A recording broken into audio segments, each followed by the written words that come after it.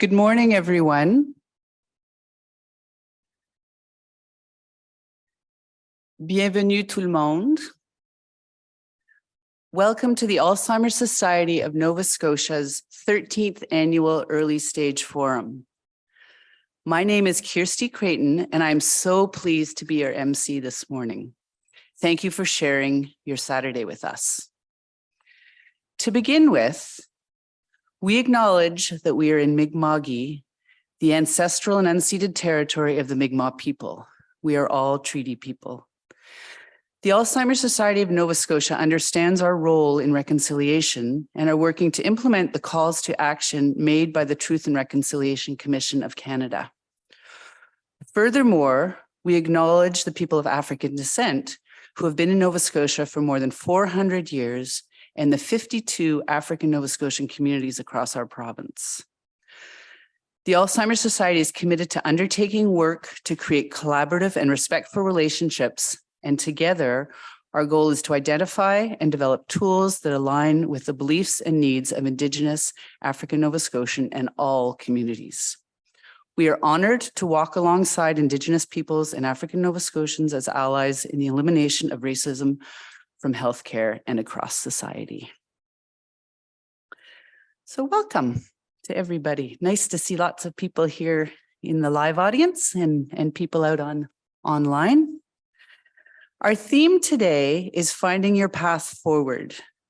This event was planned by people living with dementia for people with dementia. We are grateful for the voices of people with dementia from day one on our programming committee. By the end of this event, our hope is that you leave feeling inspired by what you learn, recognize that you are not alone, and have a better understanding and knowledge of resources that can help along the way. It might be steps that you take to help maintain brain health. It might be ways to make your community more dementia friendly, or also feeling inspired by stories from people that you will hear from with lived experience today. The content of this event will be recorded so that viewers can rewatch or share with others. So just a heads up that your voice might be recorded, but rest assured that if you're in the audience, your face will not. So we have a great turnout today, both, as I said, in person and online. And we're so happy to share this event with people in and outside of the Halifax Regional Municipality. So before we begin our presentations, I have a few housekeeping items I'd like to mention for those of you in the room. The washrooms are just outside of the room, and I'm pointing back to the left corner. So you'll find them there, and there's signage there for those. If you need a quiet space or would like to view some beautiful artwork curated by participants from our Artful Afternoon program, please head to the exhibit also out that door and just to the left. You may have seen it on your way in. Alzheimer's Society staff members Melissa and Elizabeth will be there to greet you. For our virtual participants, our moderated chat is available for questions and comments throughout the event. So we're honored today to have 7 special guests. I'll let you know a little bit about each of them before they present, and we'll have time to answer questions after everyone has had a chance to present. If you have questions, if you're online, please feel free to chat them in. And if you're here live, please feel free to write them on the little notepads that you have in your goodie bags. So if you have a question while someone's chatting, feel free to write them down, and then we'll have time at the end to respond to them. This is the Alzheimer's Society of Nova Scotia's 40th anniversary. We're taking the opportunity to reflect on past, present, and the future. To start off, I'd like to welcome our first speakers, who will give us some history of this event, the Early Stage Forum, and also on programs for people with dementia across the province. I'd like to begin by introducing our first guest speakers, Jennifer Haley and Dr. Veronica Hutchins. So Jennifer Haley, to my left here, is a registered psychologist with Seniors Health Geriatric Medicine at Nova Scotia Health. She works with individuals with dementia and their care partners, and she's a longtime collaborator with the Alzheimer's Society. So welcome, Jen. And Dr. Veronica Hutchings is a registered psychologist and former director of the Aging Center in Newfoundland and Labrador. She worked as a psychologist in Seniors Health Geriatric Medicine at the QE2 in Halifax, where her caseload comprised mostly of persons living with dementia and their families. She's also a longtime collaborator with the Alzheimer's Society of Nova Scotia. And there's more information about all of our speakers in the little booklets that you have also. So we will watch a 5-minute video with Dr. Hutchings, and then Jen will speak up here at the mic.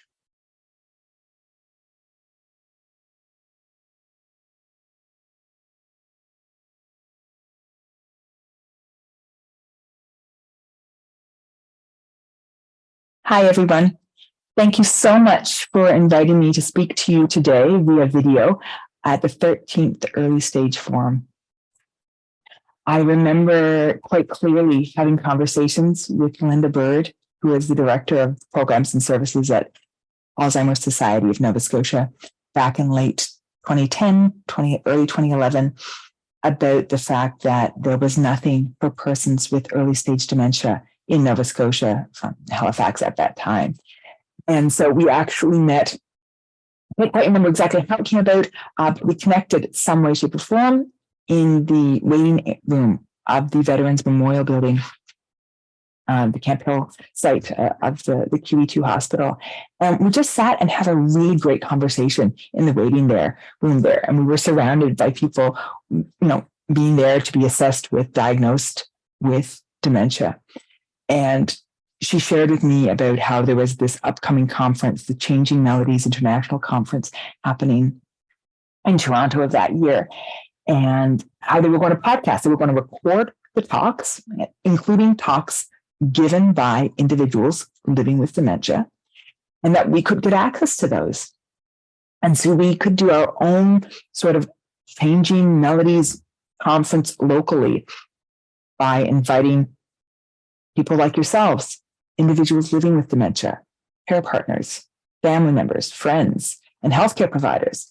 And we could watch these videos together and learn together and from each other. And so we did that. The very first one was at the theater in the Halifax Infirmary there on the ground floor. And it went over really well.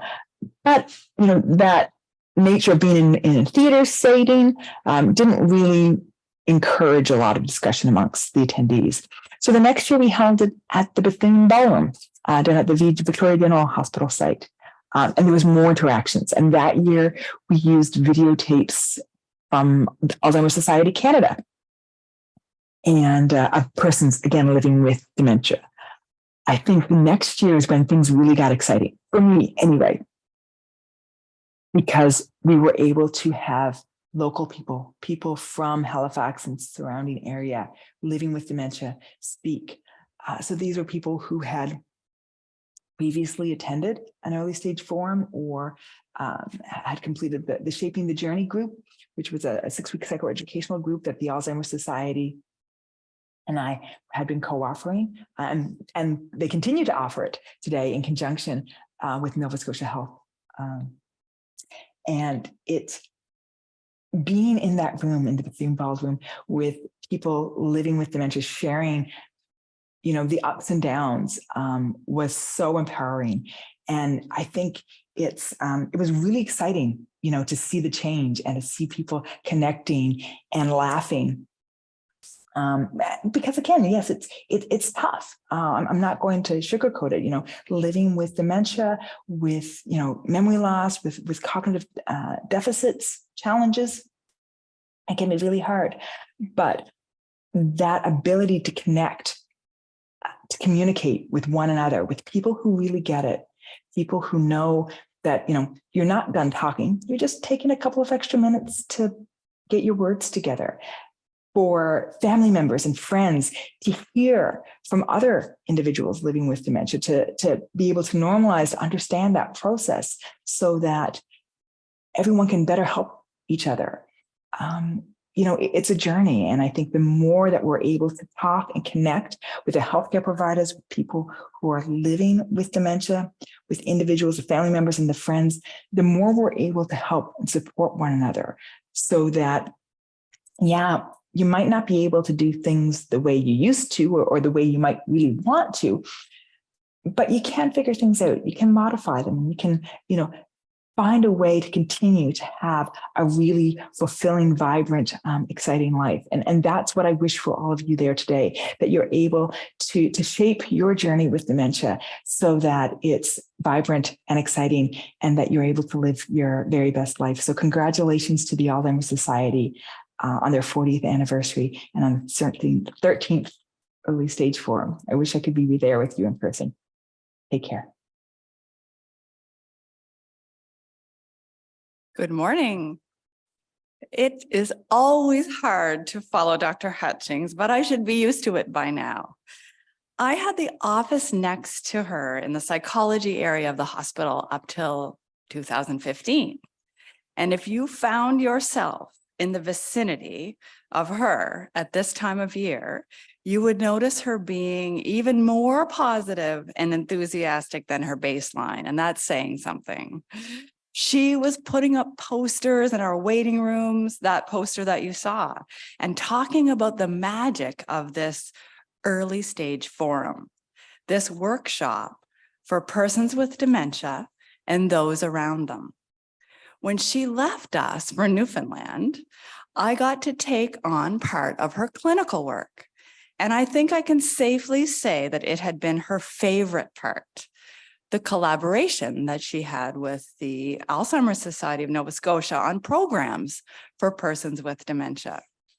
So as it happened, she brought me to the Early Stage Forum event at the Bethune Ballroom as part of me orienting to the work that I was going to be doing. And when I was there, I finally got it. Oh, the persons with dementia plan the agenda and are the speakers. Well, that changes everything, doesn't it? By the time I found myself sitting around the table a year later as part of the Early Stage Forum Planning Committee, I knew that all I really needed to do was to stay out of the way and make sure the rooms and the audiovisual equipment were booked. I can't tell you how inspiring it is to be a healthcare worker, to find yourself at an event with your patient population and allow them to be the expert in the room. That's how I see the Early Stage Forum. It creates the conditions so that you can come and hear in the first person voice what it is like to live with dementia, that it is possible to live well with dementia. As a health psychologist working with dementia, the Early Stage Forum and the other programs like it have become so important to my work with the newly diagnosed. It is much more powerful to witness firsthand that life isn't over once dementia begins than to be told it is so. At events like this, people can see and hear for themselves. To hear from someone like them how they found their own path forward, that there is a path forward, that there is a reason to be hopeful. Over time, the Early Stage Forum has evolved. Thanks to the passion of the people here today, may I say that the Early Stage Forum has found its own path forward. We now have persons with dementia always on the planning committee. We've had, like everyone else, had to adapt for this pandemic. So we were virtual for a couple of years. And now here we are today in a hybrid format with some of you at home and some of you in this room. And speaking of rooms, we have even left the hospital behind. having this event in the community where you live, not where we work. Normal life. It is still possible. Some things will change, but so will you. If you find hope in the face of uncertainty, what better guide on your path forward?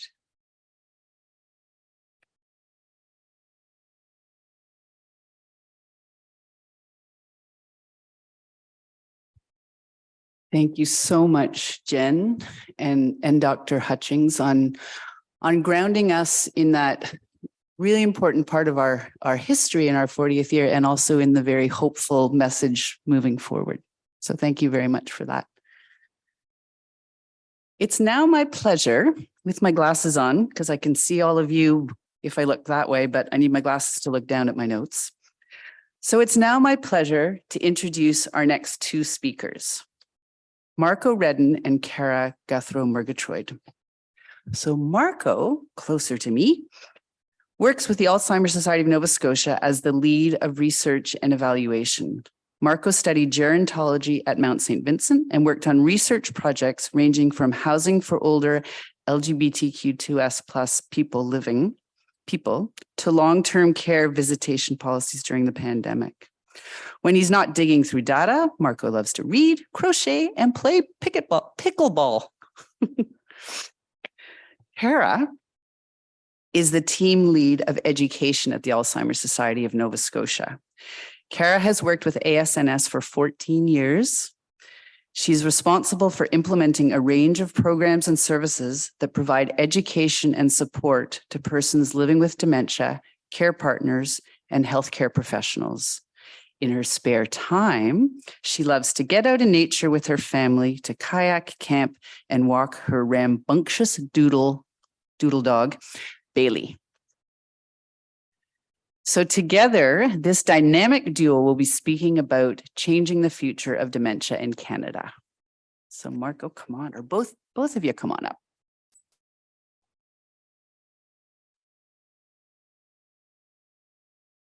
Thank you, Kirsty, and thank you everyone for joining us here this morning, whether you're in person with us or online. We really appreciate your time. So today, Cara and I will be talking to you about the latest research on numbers of people living with dementia in Canada and what we can expect over the next 30 years, the risk factors for dementia, and the steps that we can all take to improve our brain health. So the landmark study is the first major study on dementia statistics since 2010 in Canada. The Alzheimer's Society of Canada released this first of 3 reports in 2022, and it was called Navigating the Path Forward for Dementia in Canada. Their research scientists used advanced mathematical models on data from StatsCan and CanC to understand dementia in our Canadian population. They looked at the current health trends in Canada and demographics like aging and immigration patterns. So this report tells us how many people are living with dementia now and projects what we can expect over the next 30 years. It also gives us guidance about what we can all do now as individuals and what our healthcare and government organizations need to do to support the population moving forward. From the landmark study, we learned that as of 2020, there were 600,000 people living with dementia in Canada, and about 350 new diagnoses each day. By 2050, this could nearly triple to 1.7 million people living with dementia. This is mostly due to our aging population. So that aging baby boomer cohort means that many people in that age group will be getting dementia around the same time. And for each person diagnosed, we know that there's a whole system of support of friends and family who are also impacted and will need support.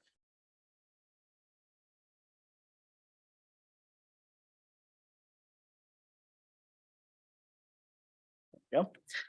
The landmark study also gave us a breakdown of these numbers for each province.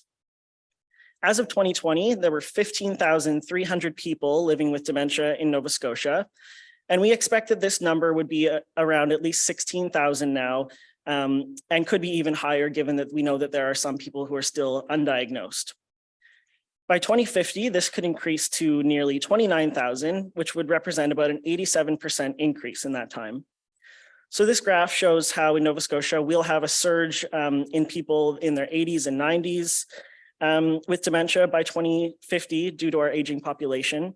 So for example, that blue bar at the very end shows that just over 2,000 people over 90 years old had dementia in 2020. But by 2050, that number can increase to about 7,000 on that orange bar.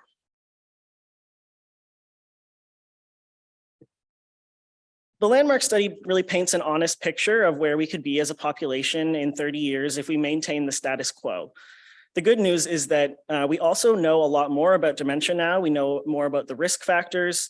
And in fact, if we all start to make some changes, we can lower our dementia risk by up to 40% and improve our overall brain health, even if we already have dementia.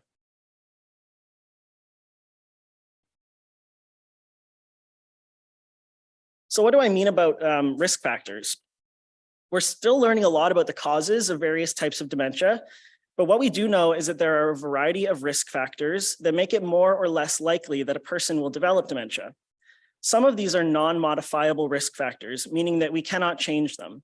These would include our genetics, our age, and our sex at birth.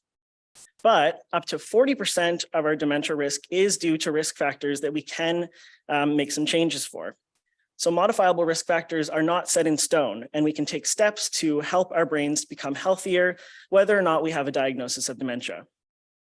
These risk factors include things like using alcohol, smoking, hypertension, hearing loss, physical inactivity, and social isolation.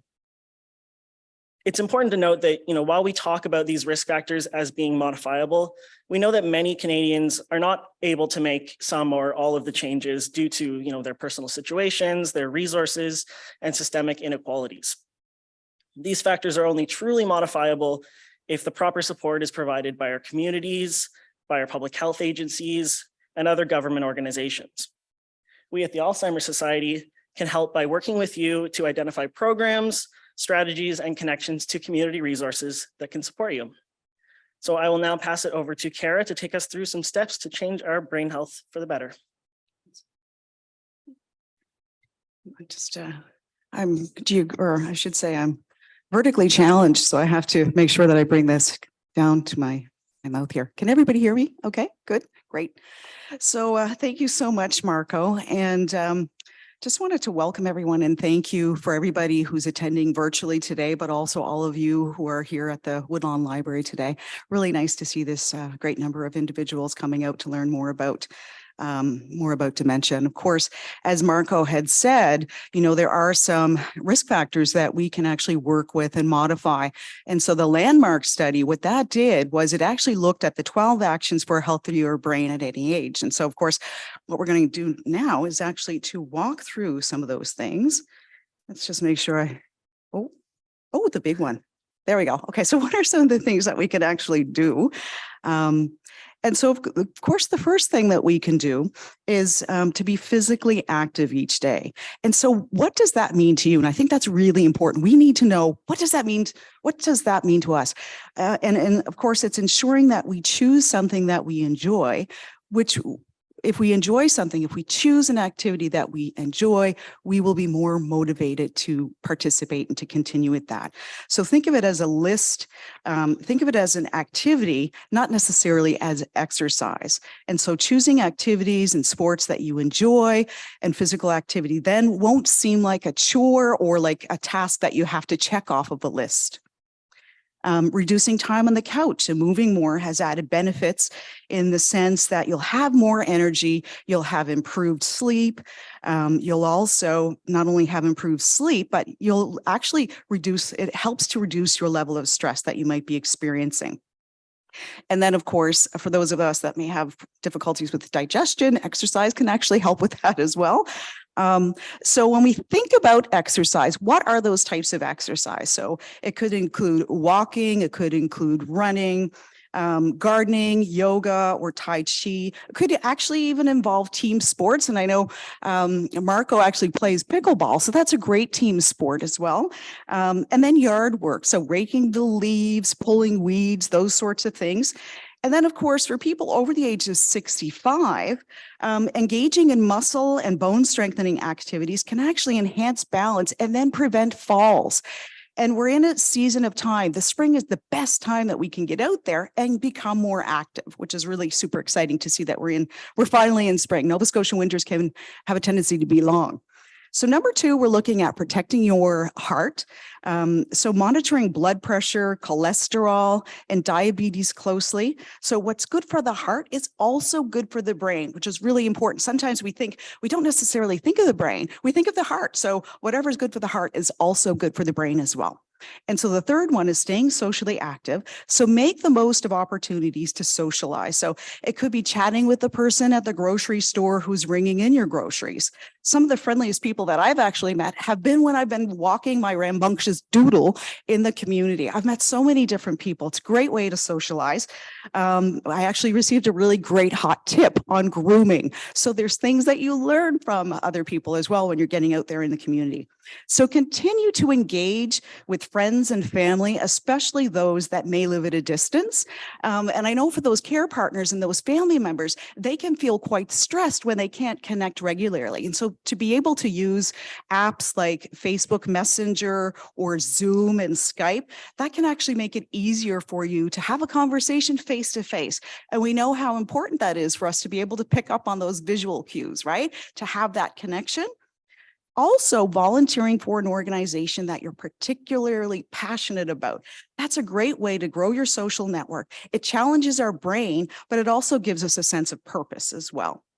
So moving along, we are looking at managing medical conditions. So keeping on top of our overall health by tracking your numbers, keeping your blood pressure, your cholesterol, your weight, and blood sugar levels within recommended ranges. There's actually apps out there. I think there's an app out there for everything, isn't there? So there's actually an app out there that can actually help you to track your habits to optimize your brain health. So the 5th one here is actually challenging your thinking. And of course, what do we mean by challenging our thinking? So when we think about that, it's doing things that can stimulate new or rarely used mental pathways. Activities like learning a new language or picking up an instrument. Maybe you always wanted to play the piano. It's a perfect time. We can learn those things at any age. Perhaps it's playing tabletop games. It could be like crokinole. I know myself, I started playing crokinole maybe a couple of months ago with some friends. I actually really enjoyed it. So Scrabble, that's another thing, like all of these different tabletop games, video games, crossword puzzles, Sudoku, memory games. So perhaps try taking up a new hobby as well. It's never too late to try something new. And as we constantly learn new things throughout our lives, it's important because it builds a cognitive buffer or a cognitive reserve. So whether it's cooking a new meal every week, taking up painting, or maybe it's figuring out how to fix something around your house. Sometimes that can really make us feel good if we can fix something that we didn't know we could fix before. So it actually builds our confidence as well when we can do those things. I actually have a project at home that I'm thinking about working on, pulling up the carpet on my steps. So yeah, just looking at those things around your house, that in and of itself can be a way to challenge your brain. And so, of course, whether it's cooking a new meal every week, as I said, doing things around your house, it adds to your repertoire. It's a great way to challenge your brain. So you may find a new passion, or you may end up unlocking a great hidden talent that you have. So find out also cultural events. In Nova Scotia, we have a number of different cultural events that are participating at any time throughout the year. It could be a music event. It could be an art festival. And not only attending, but while you attend, it's really important maybe to share what you've learned with your friends and family. So these activities can be done at any age. And then looking at the sixth one here, we actually have getting a good night's sleep every night. And this can be challenging. I know for myself, sometimes it can be quite challenging as well to get a good night's sleep. But sleep is vital. It's a vital, often neglected component of every person's overall health and well-being. Sleep is important because it enables the brain to do the repair at nighttime, and it gets us ready for the next day. So getting adequate rest may also help prevent excess weight gain, heart disease, and increased illness duration. You need at least 7 hours of sleep per night. So some of the things that we can do to get a good night's sleep include going to bed around the same time every night, turning off those technological devices, the tablets and the phones, putting them away about an hour prior to going to bed, and then spending more time outside in the day and being more active during the day. Not getting enough sleep can actually affect our memory, it can affect our mood, and it can affect our ability to focus. I think we all know how we feel when we don't get a good night's sleep. So the seventh one, actually, I'm going to flip through to the next screen, is having depression treated. Depression is more than having a bad day or feeling a little blue. Depression can be described as feelings of sadness, hopelessness, and a loss of interest or pleasure in things that you usually like to do. If you have concerns, really important to reach out to your healthcare provider. Members of your healthcare team could include doctors, nurses, psychologists, psychiatrists, mental health counselors, social workers, and faith leaders as well. So really important to connect with those individuals. Avoiding excessive alcohol intake, limiting your intake of wine, beer, and other alcoholic beverages. To learn more about the new recommended numbers, you can refer to the Canada's guidance on alcohol and health report. And then the ninth one here on the screen is maintaining your hearing. If you're having difficulties, be sure to have your hearing tested. Hearing actually improves listening effort and therefore preserving our cognitive reserve. So be sure to wear them. If you have to wear them, make sure you wear them. Also be sure to protect your hearing as well from loud noises. And then moving up on the final three here, finding meaning in life. So identify the things in life that help you to feel a sense of purpose. It enables you the opportunity to contribute. It helps you to feel valued, and it makes a difference to those around you as well. Too often people contribute in multiple ways, but they don't realize the significance of their contributions. I mentioned earlier the idea of volunteering, perhaps for a club or an organization that you're passionate about, or maybe it's spending time with your grandchildren and sharing moments together. We're all here today attending this event, and we're hearing what it's like for individuals like yourself who may be living with dementia. So this is an opportunity to learn more and to be able to understand and support people living with dementia as well. So finding purpose and meaning today is a wonderful opportunity to be able to do that. Number 11 is avoiding all types of head injury. So steering clear of activities where you might put your brain at risk. And also, if you're walking in the community, being sure to wear shoes with good arch support. If you're walking at night, making sure that you're wearing reflective clothing. And then, of course, you know, we have this couple here on the screen. They're wearing a helmet. They're out rollerblading. You know, if you're on the oval in the winter, make sure you're wearing a helmet. Very, very important to protect your head. And then, of course, in our homes, it's important to use falls prevention strategies at home as well, especially ensuring that walkways are clear of clutter. Very important. And then the final one here is adopting healthy behaviors. And so what does that mean? It means focusing on our diet. At the Alzheimer's Society of Nova Scotia, we talk about a Mediterranean diet. So eating more fruits, more vegetables, but also eating more fish, whole grains, leaner cuts of meat, and by all means, ensuring that we drink plenty of water. The other thing as well, when we think about behavior, it's reducing avoidable stress, quitting or reducing smoking, and then, of course, getting regular checkups with your doctor.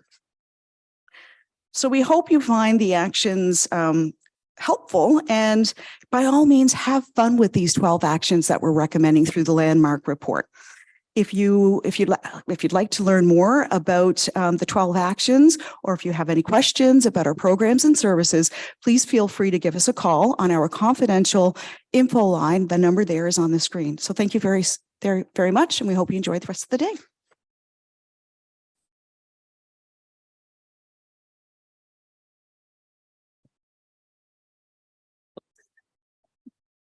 Thank you, Kara Marco, but I think there's someone coming, so I'm not going to be able to officially thank you. Am I late? Am I late? Oh, it took me so long to get here. What time is it? Is it afternoon yet? Oh, maybe I am really late. Just a minute. Oh no, I lost my watch. I forgot about it. It's morning, isn't it? Ah, well, good morning, everyone. It took me a while to get here. I made several wrong turns. I opened wrong doors, and I'm so slow. I even wore my running shoes. Wait, those aren't my running shoes. I must have forgot them too. But I did wear my best clothes. I always wear my house dress. And then I had to make the usual bathroom stop. But I couldn't wait to get here to see you. Wait. Do I know you? Some of your faces look familiar, but gee, I'm not sure about names. I'm Faye, and I have Alzheimer's. That must be why I feel like this. But this is some reality.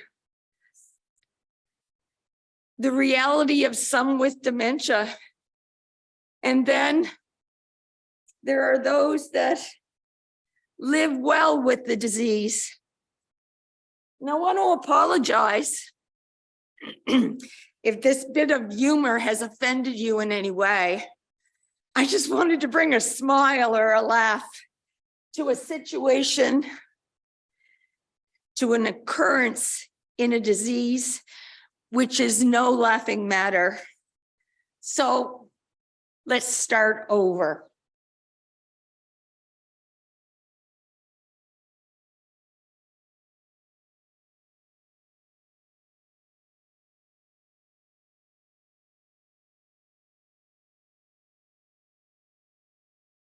Did you want to put the picture up?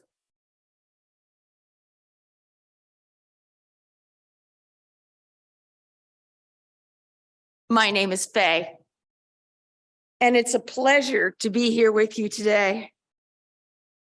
Thank you for being here. Thank you for your support. It's really important, and it shows how much you care and want to make life easier for people like me through the Alzheimer's Society. Perhaps this is the first step in trying to understand what's happening to them and to you in reaching out for support. I know it was for me and my family. I am the mother of 3 amazing young women, an extended family, as well as grandmother to 12.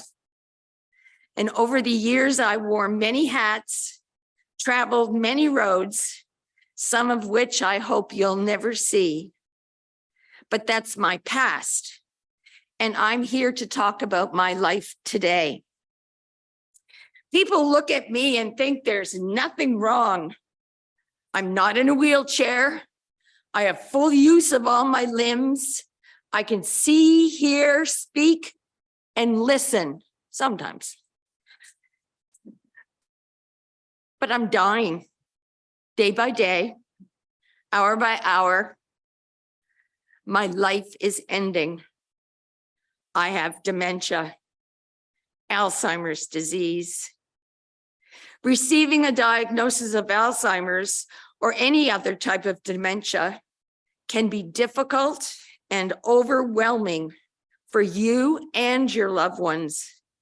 And it leads to a variety of feelings, including fear, anger, sadness, embarrassment, and disbelief. But at the same time, that diagnosis might also provide you with a sense of relief because it explains the symptoms that you've been experiencing. There is no way, there is no right way or wrong way to feel.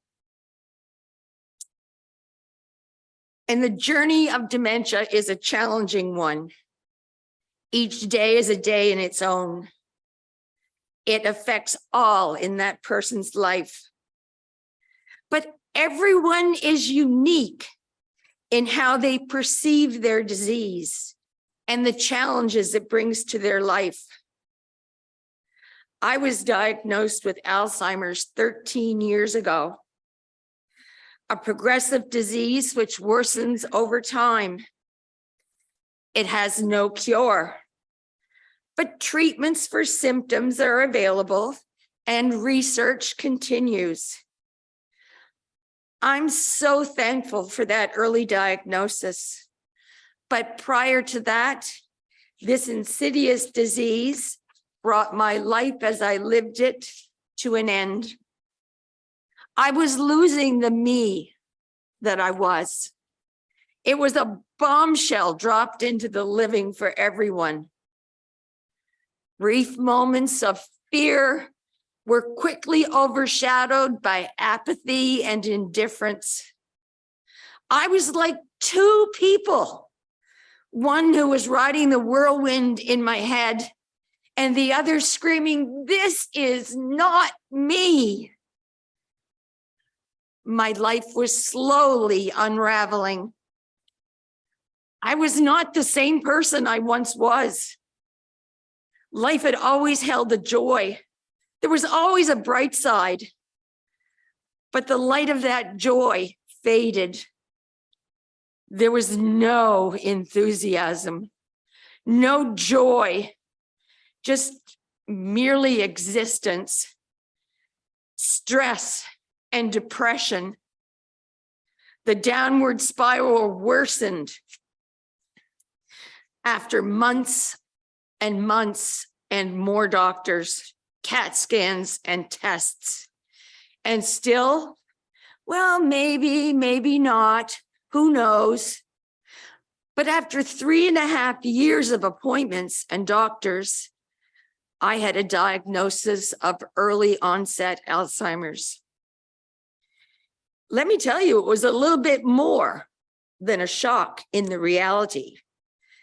But now that we knew that Alzheimer's was a possibility, we worked to make the future brighter. Dementia is a time of change and reflection. Everything changes, but that's part of life, isn't it?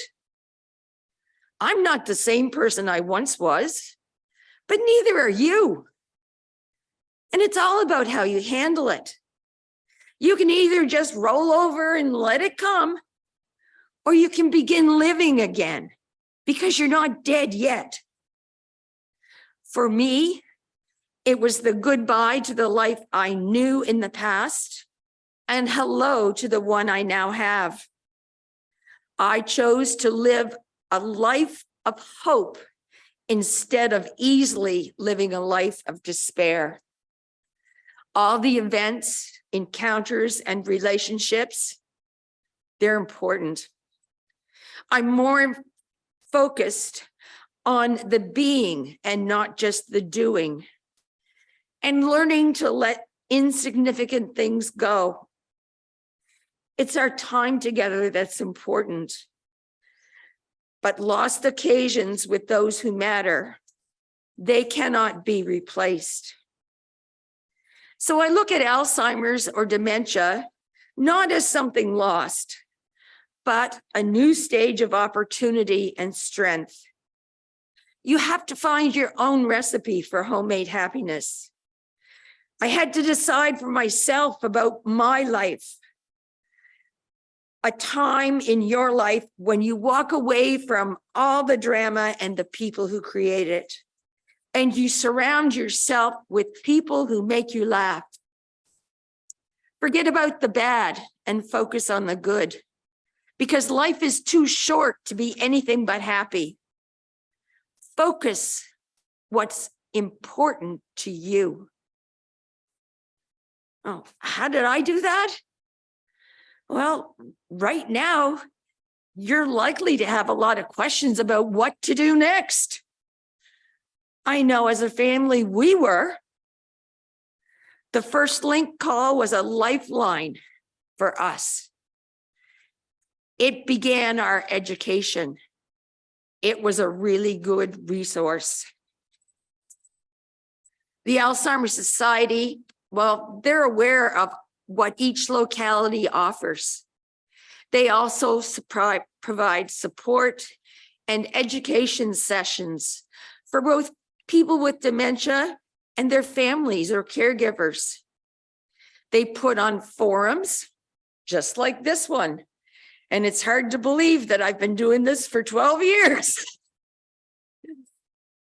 They do workshops such as Shaping the Journey and other education sessions. It's essential to educate yourself and your family. Life is too short to be anything but happy. And falling down is part of life. It's getting back up that's living. The year that our family came to the second forum, believe it or not, these are old hats to me. It was one of our first steps. And there were some tears when reality slapped us in the face. But to hear other stories offered hope. They inspired us. The love and support that flowed from people, almost everyone in their life had someone struck with dementia. And in a lot of cases, it was a secret struggle for them.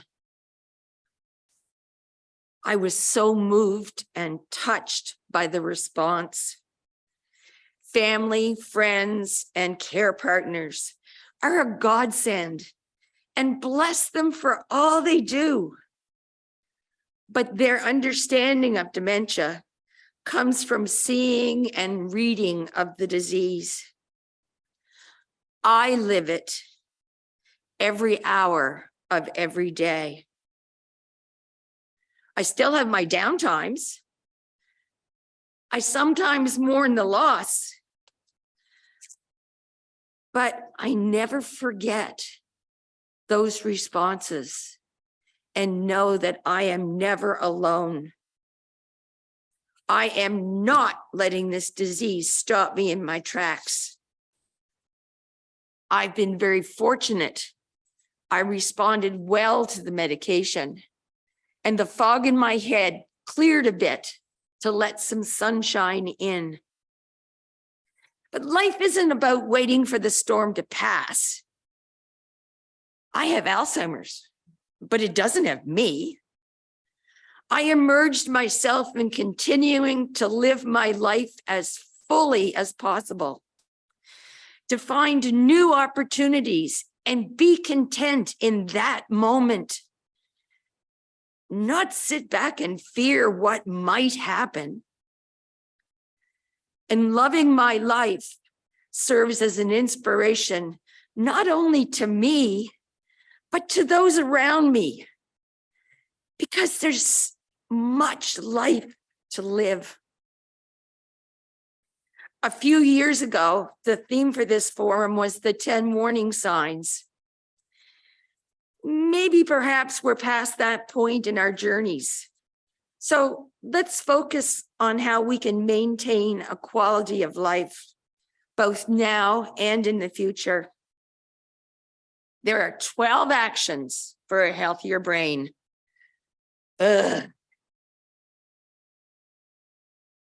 Things I should do or must do. I hate being told what to do. Simply not me. You can ask my daughter. So I adopted them to fit my lifestyle, and you can too. So I have a GPS. Oh, not the one from Google that shows you a map, but the one that comes from your heart. I believe that every person has their own GPS.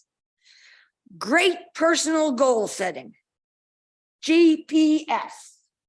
Great personal goal setting. Fit it into your lifestyle. And when you hit a bump along the journey, it will continue to give you strength. A wrong turn, and just like Google, it will say, reset, reset, reset.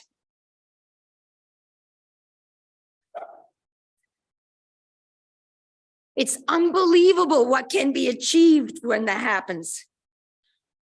Unique background, skills, interests, and the right determination to live your own life. That's what your GPS is.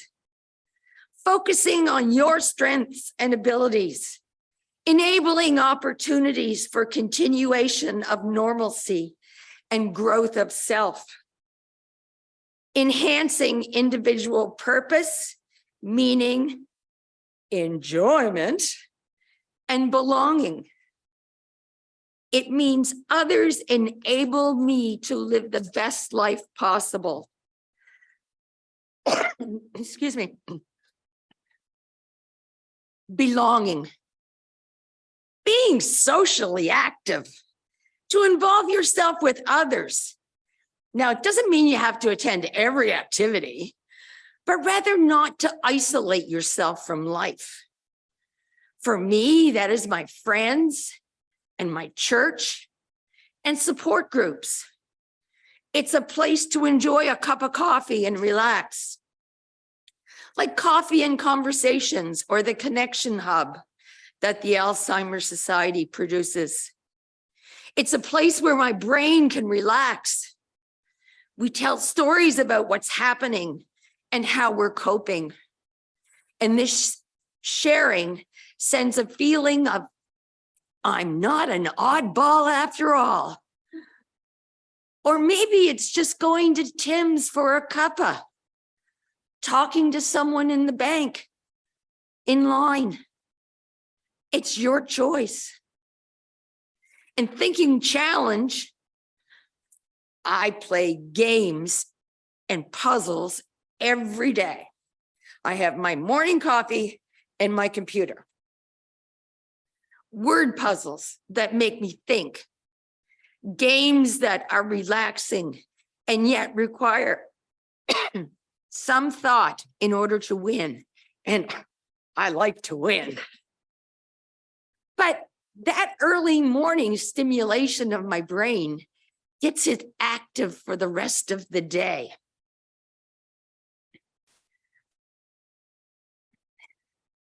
It stretches my brain. So if you like reading or puzzles, they keep your brain active. The list goes on and on and on. So find something that appeals to you. It might be something brand new that you never thought you'd like, and now you're enjoying it. Treat your depression and medical conditions. I mentioned earlier about depression. I've experienced that. And it's not something that everyone experiences because of the disease, but something that anyone can feel they should talk to their friends and family about. Let them know how they're feeling and be comfortable with that. It's not you that are causing these feelings, but the disease itself. And there's nothing wrong with those thoughts and feelings, but have them treated. I have. And it is remarkable how I felt as time went on and the meds took hold. It revived my spirit again. Please do not wallow in that rut when you don't have to. And be physically active. Oh, this is the one I hate the most. Let me tell you that hell will freeze over before I'll put my foot inside the gym. Not me. And the walk for Alzheimer's is coming up. 5 kilometers. An arduous journey. One where I tried to find ways to shorten it. You know, and you get to the first sign that says 1 kilometer, and I think, that's all I've gone? And it continues 2 kilometers, 3 kilometers. And I think, oh, there's going to be a hearse at the end of this. One year, my friends hired a rickshaw and the driver hauled me back, doing all kinds of tricks. And let me tell you, he was not bad to look at either. Well, enough said about that. Another time, I hitchhiked with the radio van that was sponsoring the walk. Not sure what I'm going to do this year. Maybe a boat. Yeah, I'll have to think about that one. But I'm as active as I can be. I like to swim in the summer. And sometimes maybe it's dancing, listening to music and swaying with the beat. Now, I have no partner to dance with, so I'll dance with the vacuum cleaner. And who cares whether I clean anything or not? I'm having fun and laughing. But I'm moving, no matter how little or strenuous. And any exercise is better than none. Things change for me all the time. Do not let that stop you from finding the meaning in your life. You still have the same feelings and emotions as before. Life has changed. It hasn't ended. So what makes your heart sing? What puts a smile on your face? Finds you laughing? Whatever it is, do it. Live it, as it will put a spring in your step and good dreams as you sleep, which, by the way, is also important. My life is good in spite of Alzheimer's. I hope yours is too. I fill it with people I care about and things that I love to do. My heart laughs. A warm glow and inner peace fills me. I'm content, happy, and joyous again. Thank you and blessings.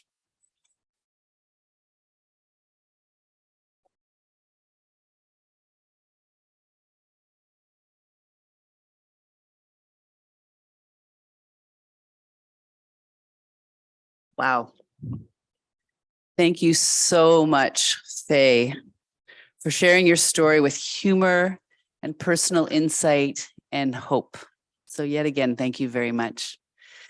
And thank you also to Marco and Kara for sharing information about the landmark study, the 12 actions for healthier brain. And just to say that those 12 actions for healthier brain are in the exhibition room in handout form. So if anyone wants to grab those, they can. So thank you. We're now going to take a 15, oh, I'm a little taller, I guess, a 15-minute break. So please feel free to check out some of the art in the exhibition room below, next door, and enjoy some of the snacks here live provided for you in your little goodie bag.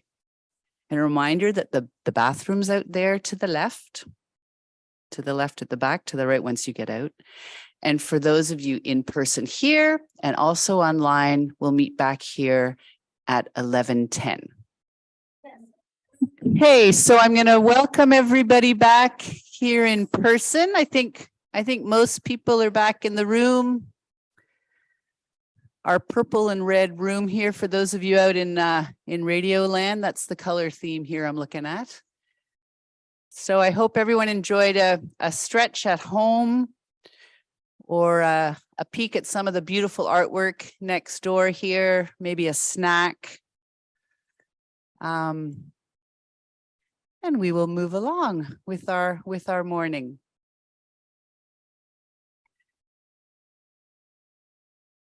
So welcome back. So we will now hear from René Godet. René lives in Bridgewater, and he is sharing his personal experiences following a dementia diagnosis this past year, so recently. He grew up in the Acadian village of Métégan, or Métégan, and attended the University of St. Anne.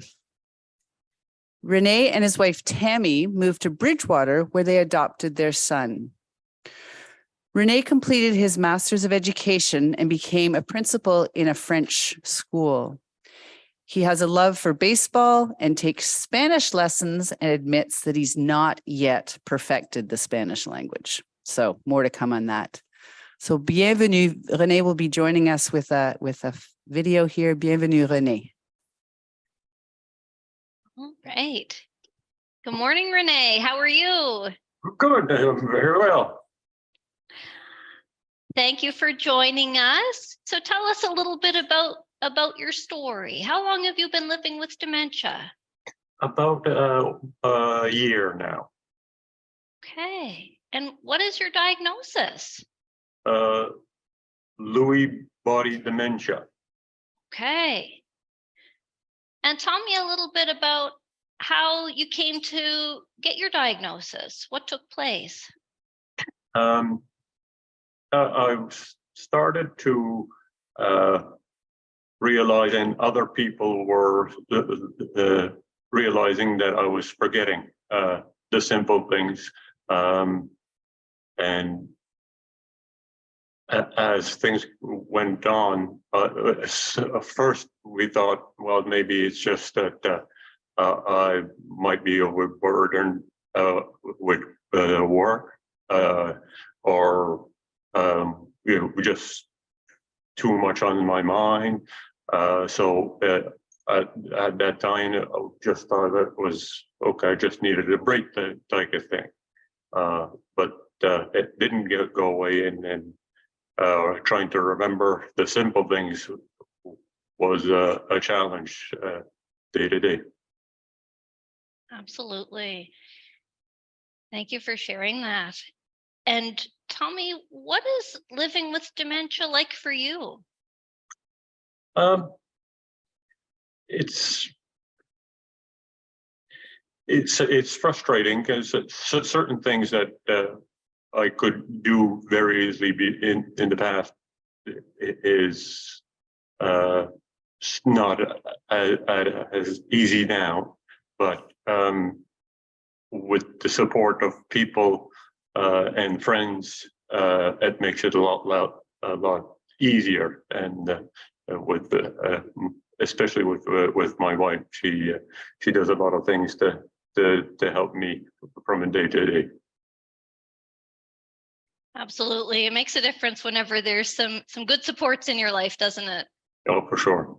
Yeah. How do you manage your symptoms day to day? Like, what do you find helps?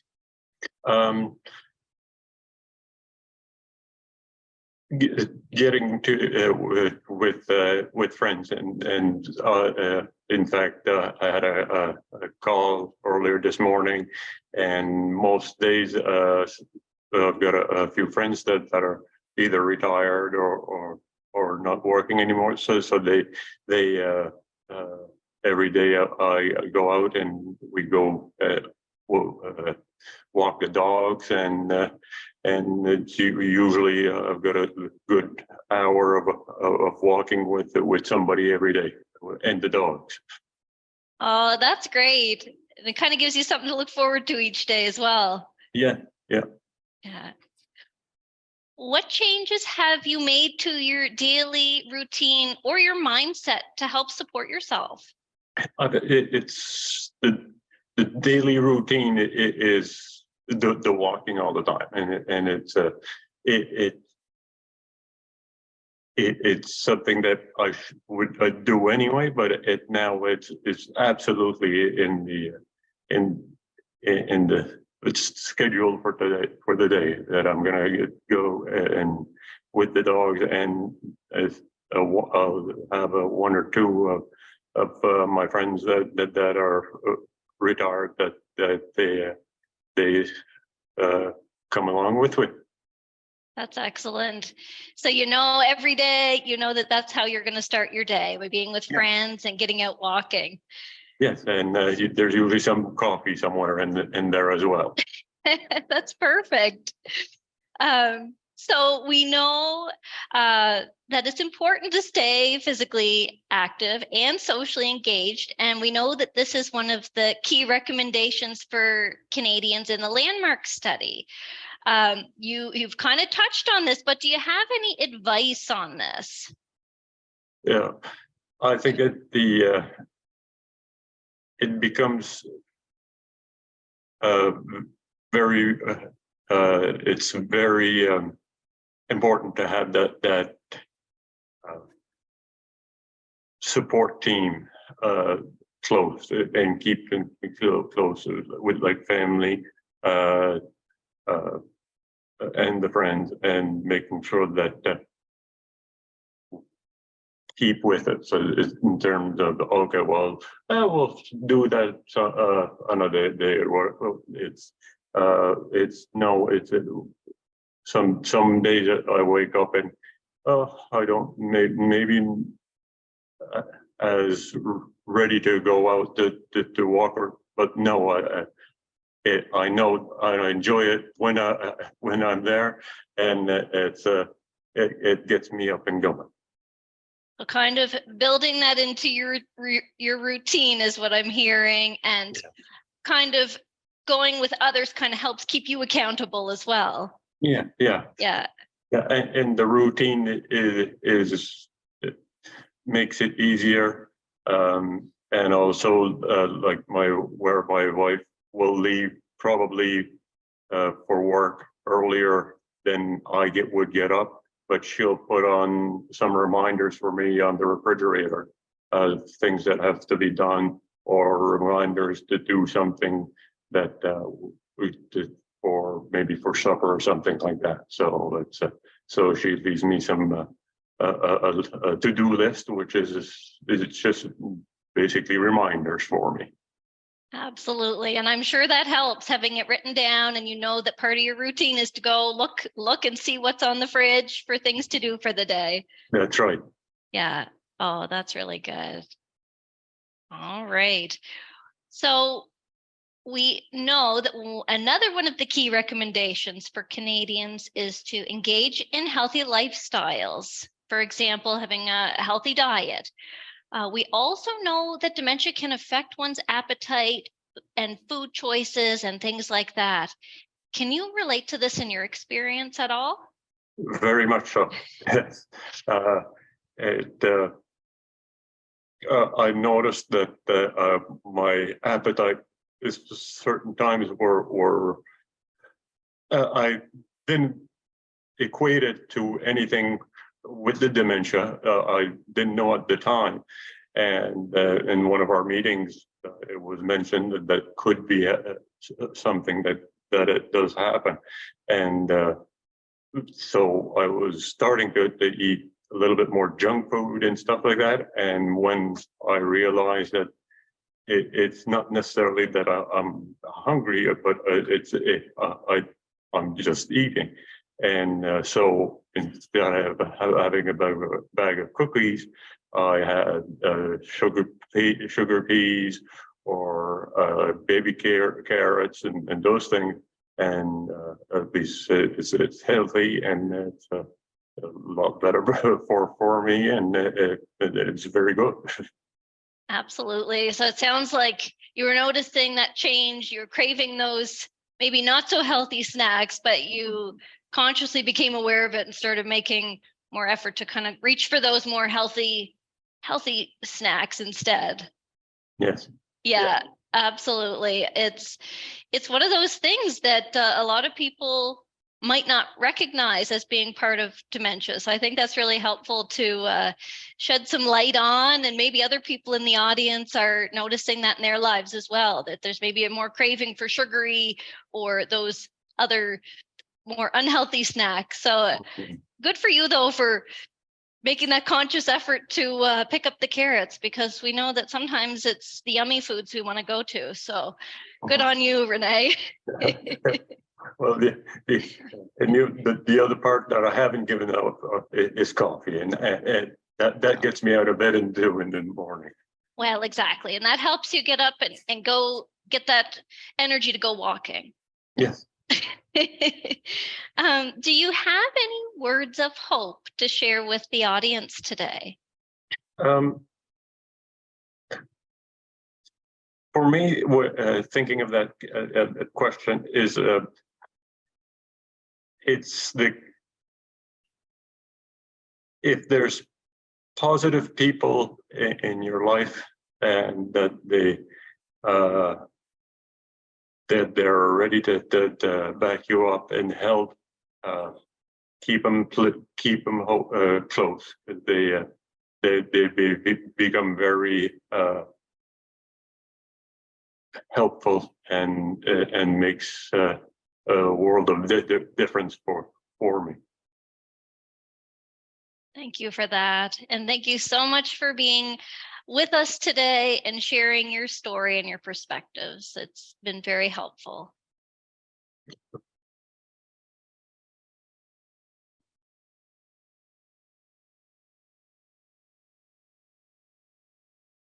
Merci beaucoup, Renee. I think Renee is online right now. So thank you very, very much for that, Renee. Support teams, maintaining routine, healthy food choices, and caring people around you. They sound like good recipes for all of us. So last but not least, certainly not least, we'd like to welcome Beth House. She's at the stage. I'm going to take a minute to introduce her, and then she will come and speak. So Beth is the Dementia Friendly Communities Lead for the Alzheimer's Society of Nova Scotia. In addition to this work, she also delivers our suite of education programs and supports clients on the info line. Beth has a therapeutic recreation background, specializing in geriatric populations, and has spent 20 years working in long-term care before she came to join us at the Alzheimer's Society. Here comes the funny part. When Beth is not working, she is busy in her garden with her husband's 2 kids and dog Rory. So not funny, but personal, I guess, is a better word. So come on up, Beth.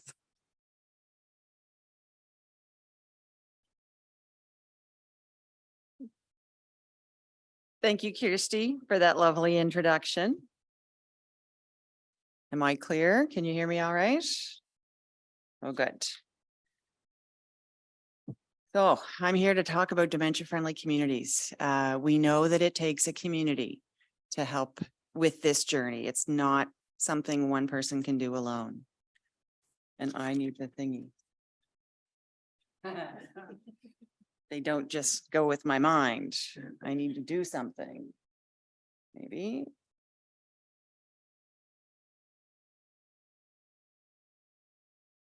I am pushing the button, not just staring at it and trying to do it with my mind. Here we go. Okay. A dementia-friendly community supports, respects, and includes people living with dementia and their partners in care in the places they live, work, and play. It's a community that values contribution, opportunity, and choice. It's your community. There was some back and forth in this definition when we created it about including the word play, but live, work, and enjoy leisure pursuits just didn't roll off the tongue quite as nicely. And with my background in therapeutic recreation, I feel very strongly that we all need to play more. And it's not just for children. It's about the enjoyment in what we do. And so Kara talked about enjoying the activity and not thinking of it as something you have to do, exercise. But I could talk about that all day in way more time than I have here today. So back on topic, given Nova Scotia's emphasis on enabling older adults to live at home for as long as it is appropriate, it's an essential thing to ensure that communities have the tools to support this goal. People living with dementia should be supported in the places where you live, where you work, in the services and the organizations in which you and your partners in care interact. to live with dignity and respect in your various communities. Nova Scotia is a great place to live. It's not perfect. We have our share of challenges, from finding a family doctor in the healthcare system to accessibility.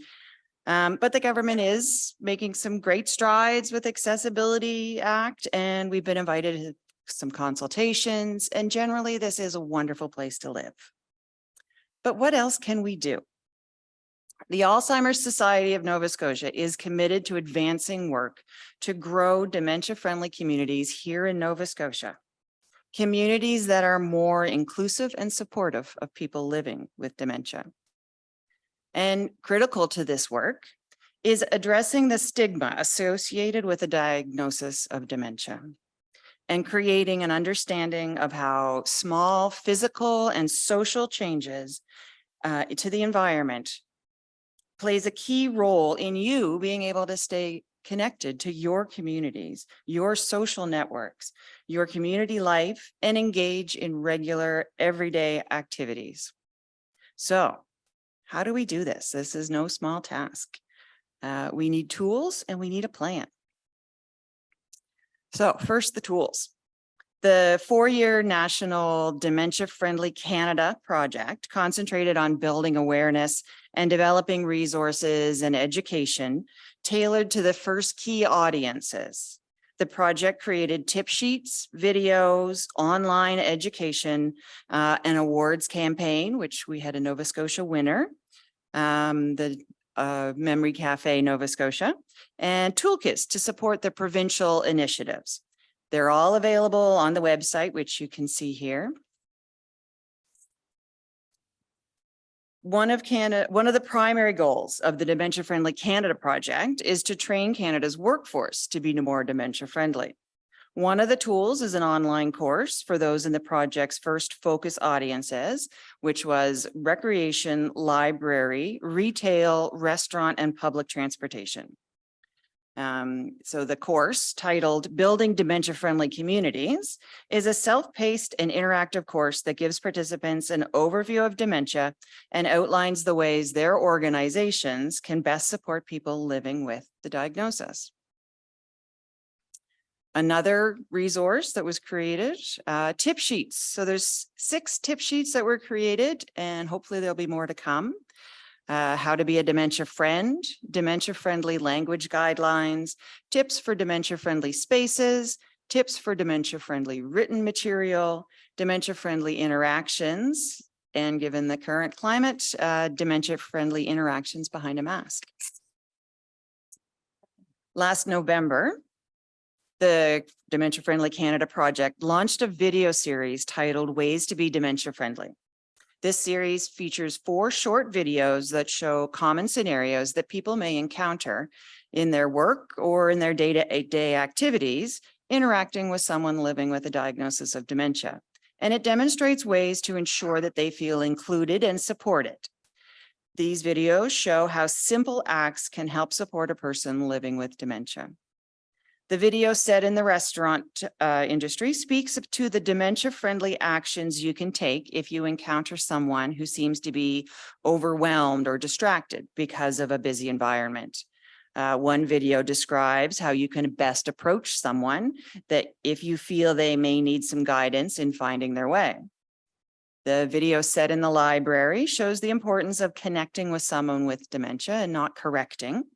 And the video, which I'm going to show you now, is set during a fitness lesson in a recreation center, and it shows the importance of demonstrating instructions and making them clear. So let's see if this works. Right knee, keep going, guys. Left knee, right knee, left knee, right knee, left knee, right knee, left knee, right knee. I notice Monty is having trouble keeping up. So from now on, I'm going to explain the exercise step by step and make sure I demonstrate the movement so he has someone to copy.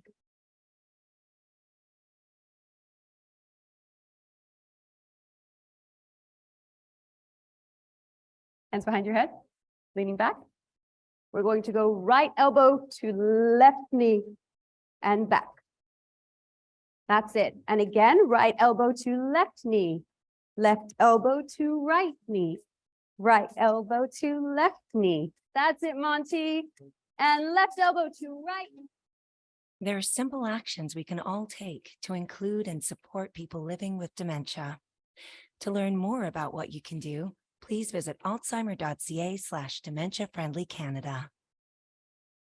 So that was just one of the 4 videos. If you're curious about the others, you're welcome to check them out on the website.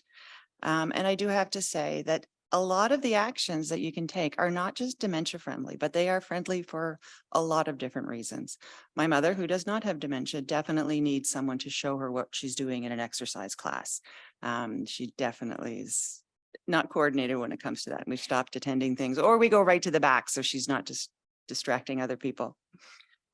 Right, so that was a quick snapshot of some of the tools provided by the Dementia Friendly Canada project.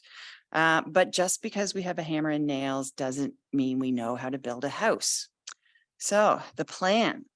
Last February, March, about this time last year, the Alzheimer's Society asked the Nova Scotia Centre on Aging to have a look at how global and Canadian resources and best practices programs can be used to advance dementia-friendly communities here in Nova Scotia.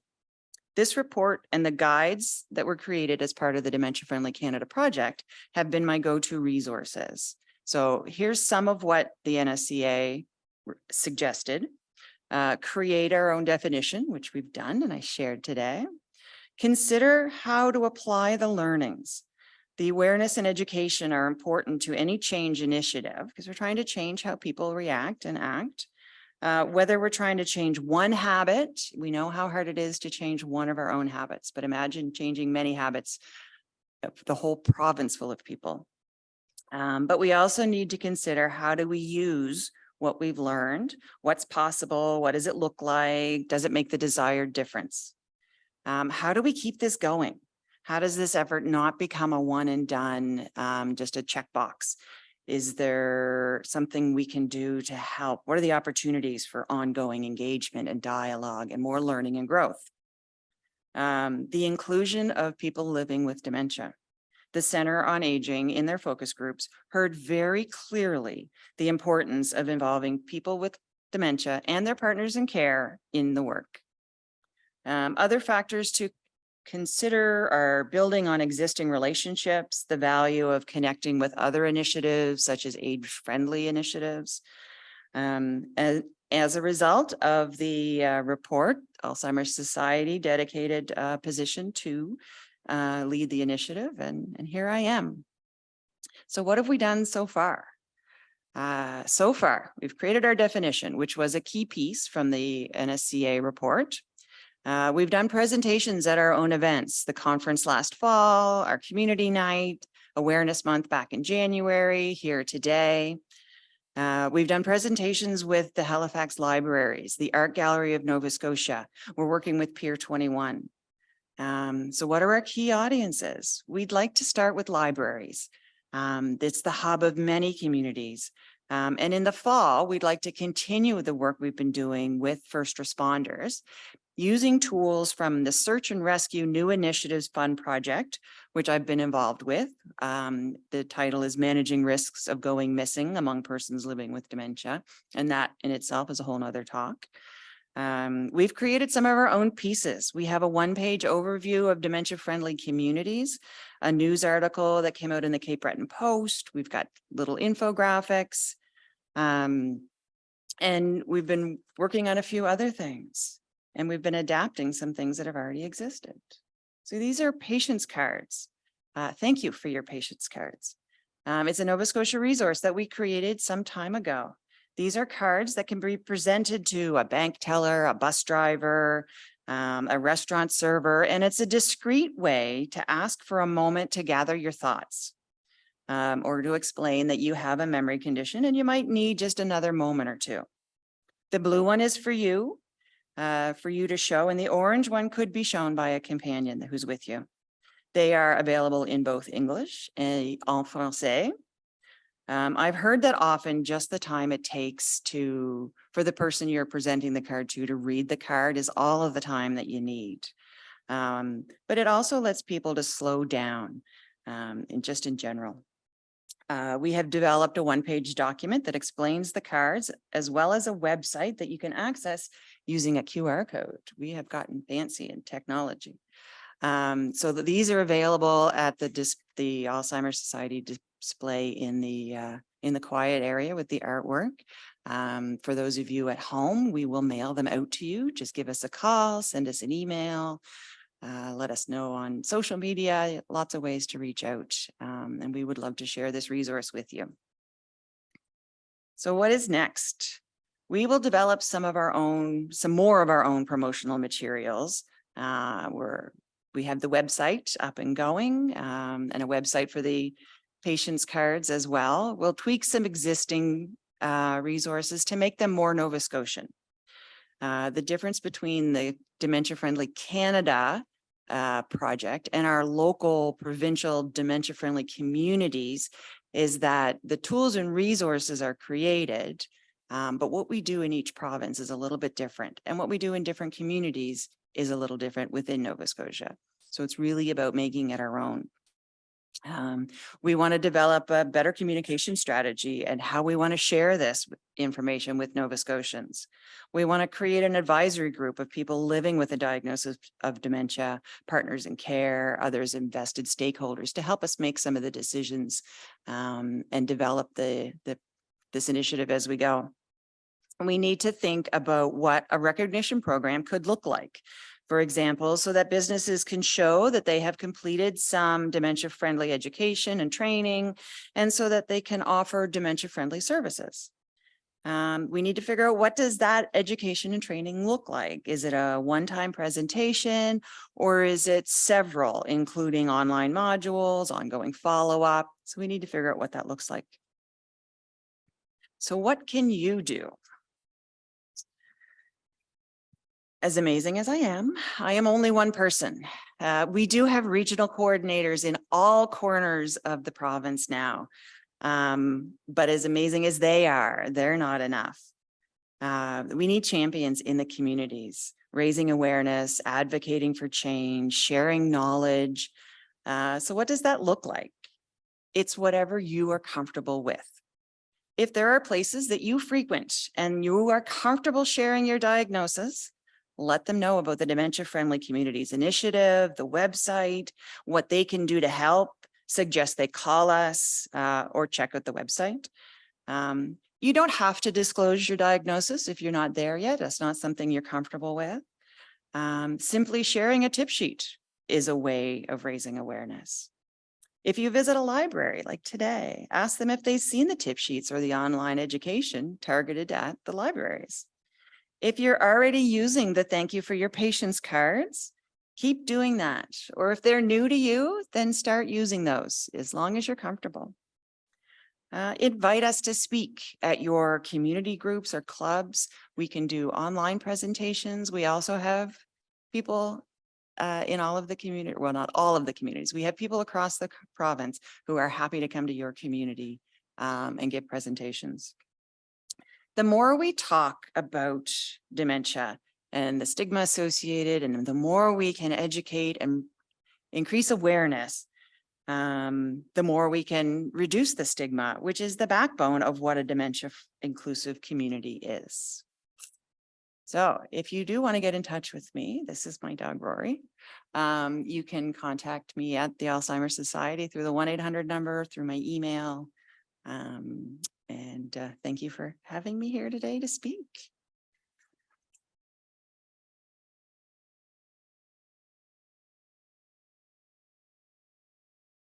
Thank you very much, Beth, for that. We can all benefit from dementia-friendly communities, and I'm really excited. And we're really excited to see how this unfolds in the coming weeks and months and years. So thank you very much for that.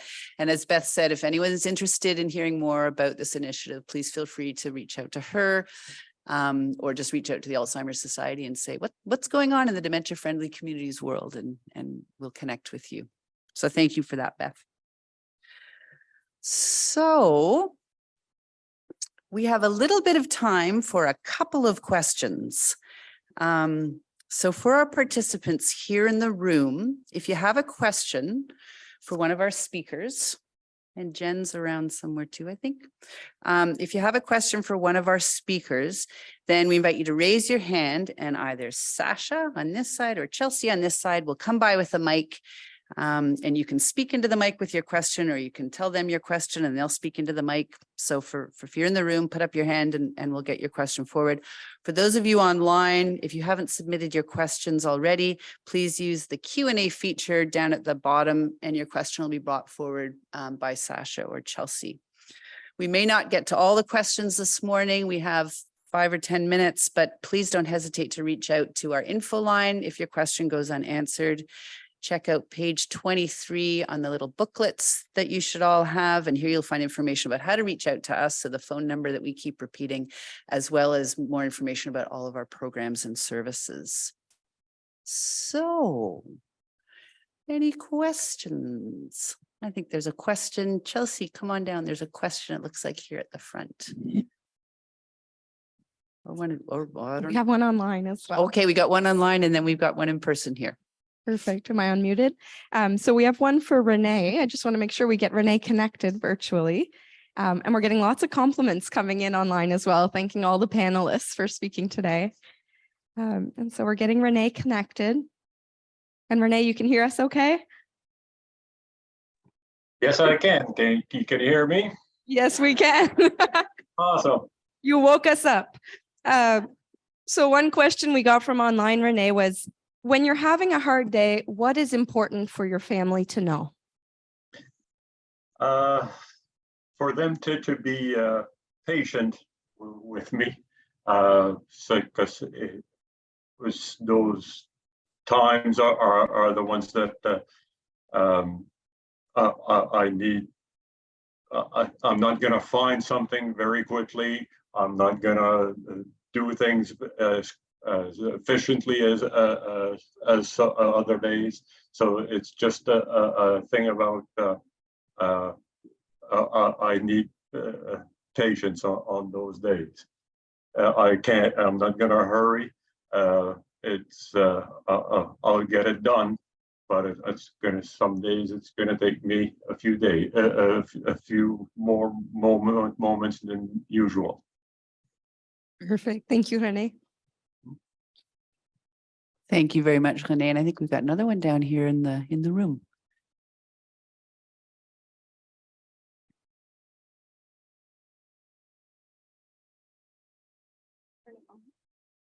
Just getting the mic working.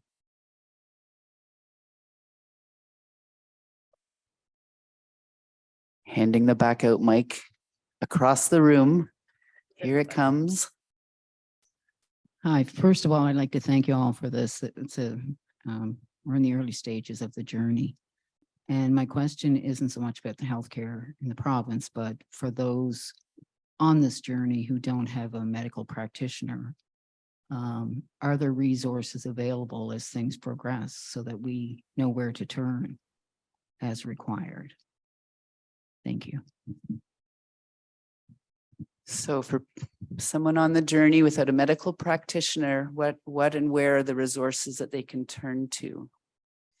I think Kara looks like you got I'm just wondering if I'm not certain. Jen, feel free to jump in.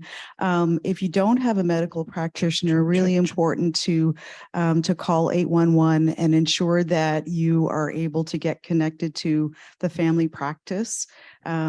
The family practice registry. So that would be the first step. And then, of course, as you wait for a physician, if you waiting for a mental healthcare professional to connect with you, if it's private, there's access to private counselors, private psychologists, but you also have Virtual Care Nova Scotia as well, which will enable you, once you're on that family practice registry list, you can get access and help and support from that perspective. But by all means, give us a call as well at the Alzheimer's Society of Nova Scotia through our info line so that we can help you and support you along that navigation, because it is quite a navigation to get those supports. Thank you, Kara. Are there any other questions? From the room or online? I have one from online I can share. This question's for Faye. What supports would you recommend to someone who's newly diagnosed? Could you repeat that, please? What supports would you recommend for someone who's newly diagnosed? First one would be the info line. Because they're the ones with all the know who to go to people. They know the supports and the education that's out there. And equally important as that is to share your diagnosis with the people that are closest to you. Don't keep it under the umbrella and hidden, because they know there's something different about you. They just don't know how to help you with it. So those are the first two things. And then you can work together, and it's a lot easier to work in tandem than it is to struggle on your own. But I would definitely contact the Alzheimer's Society first. They have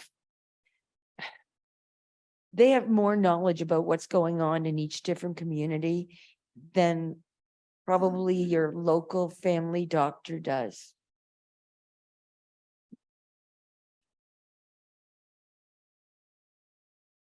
Thank you, Faye. So we've got time. I think I'm looking at the big old clock back there on the wall for another question. Looks like Sasha's chomping at the bit. Yeah, we She's got one. We got one from online for either Kara or Marco. Someone said, I was diagnosed with dementia several years ago. Can the activities listed in the 12 actions still benefit me? Oh, most definitely. Any action at all, any type of activity, it's good for, it's so important to be able to, when you're exercising, it improves your mood. It helps with your sleep. And those are some of the things that are really important. I'm thinking actually Faye can address this question as well, the importance of exercise and how you can pick up these things at any time. And I think the most important thing when you're making these changes is really ensuring that you set small goals for yourself, like not to think that you have to get out there and run sort of like a 10K or anything like that. It's finding things that you really enjoy and finding another person, actually a friend or a family member who can be your sort of your person to get you up and out the door, who can motivate you.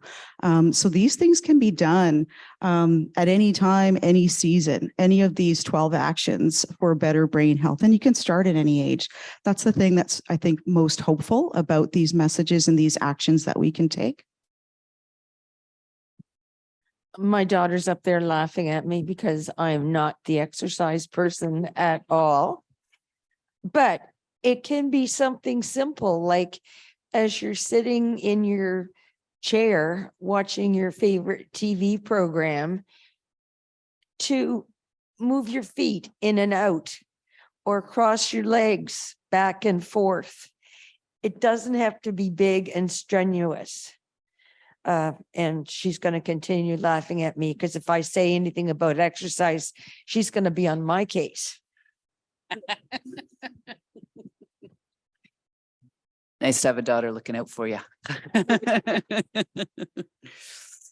Great. Is there one more question out there? We do have Sasha? one. Yeah, we do have one for Beth. Someone online's asking, if I want my bank to be more dementia friendly, what should I do? Well, that's a great question. So banks aren't one of our first target audiences, but the Alzheimer's Society in BC has some wonderful resources. And so you can take one or two of the tip sheets into your bank. There's someone comfortable there that you're comfortable talking with, let them know, suggest they give us a call. We can definitely work with them and share resources. We're happy to go in and just do education, basic education on dementia, but we're also happy to figure out how we can help them on their journey to become more dementia friendly.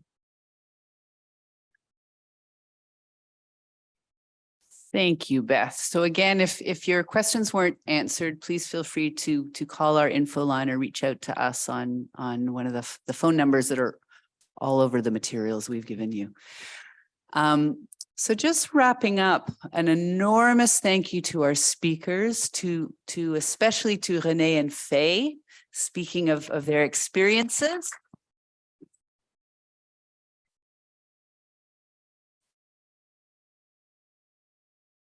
And of course to Beth and Kara and Marco and Jen also. So thank you very much for your time and your insight and your thought preparing for this today.